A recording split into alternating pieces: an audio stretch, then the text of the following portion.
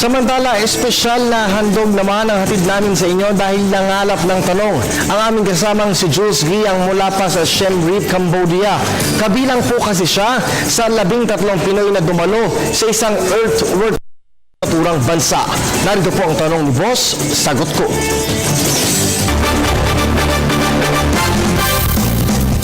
Sa panahon ng pagbabagong klima, ano nga kaya ang ginagawa ng mga kabataan ng Southeast Asia upang ito'y aksyonan?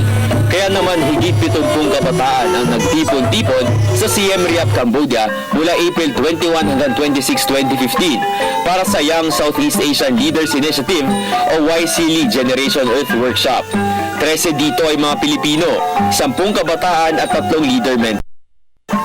Ang workshop na ito ay inorganisa ng United States Department of State, Embassy of the United States in Phnom Penh, Cambodia, Cultural Vistas at ang Panasastra University of Cambodia. Pero bago kami nagtungo sa Cambodia, bumaba muna kami sa Malaysia para sa 7 oras na layover. Pinahanga kami ng Malaysia sa napakaganda nitong infrastruktura tulad na lamang itong kuha ko sa kanilang world-class airport. Pinasilip din naman sa amin ang plano ng Malaysia sa kanilang hinaharap. Hangarin nila na maitayo sa kanilang bansa ang taas na building sa buong mundo.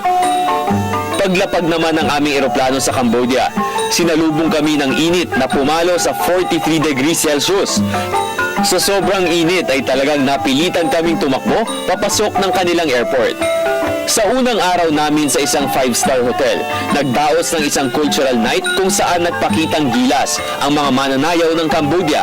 Ipinakita nila kung gaano kakulay ang kanilang kultura.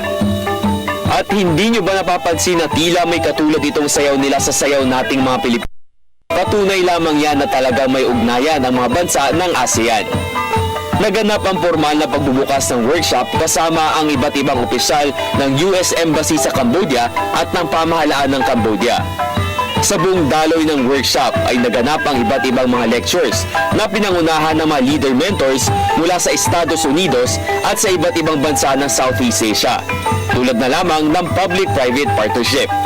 Mga motivational talks ng pagbabago ay dapat magsimula sa ating mga sarili.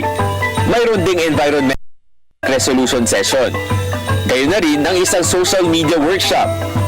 Nagkaroon din ng session hinggil sa stakeholders engagement.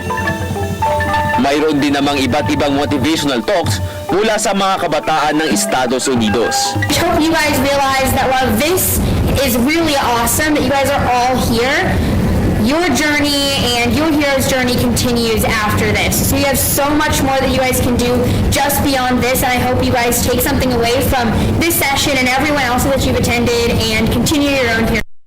I think this is the end of my journey. Remember also that as you're crossing back into the known part of your hero's journey, that is just the beginning of your next journey, and that never truly ends. Hindi rin naman mababagot ang bawat kalahok dahil sa bawat session ay mayroong mga group activities at presentations. Sa mga susunod na araw ay isa-isahin naman natin ang samut-saring mga field trips na isinagawa sa Earth Workshop, tulad na lamang ng aming pagbisita sa Tibeng Village. Ito ang aming sinakyan patungo sa looban ng barangay. Kami ng higit 30 minuto at napansin naman sa paligid na talagang mayroong deforestation sa kanilang lugar. Kaya naman, kaming lahat ay nagtanim ng 200 puno sa naturang barangay. Bukas ay pupunta naman natin ang unang Nature Conservation Center sa Cambodia, ang Angkor Center for Conservation of Biodiversity o ACCB. Hangarin nating masagot ang tanong kung paano nga ba dapat aksyonan ang pag-rescue sa mga endangered species mula mismo sa Siem Reap, Cambodia. Para sa tanong ni ako si Jules Giang ng Telebisyon ng Bayan.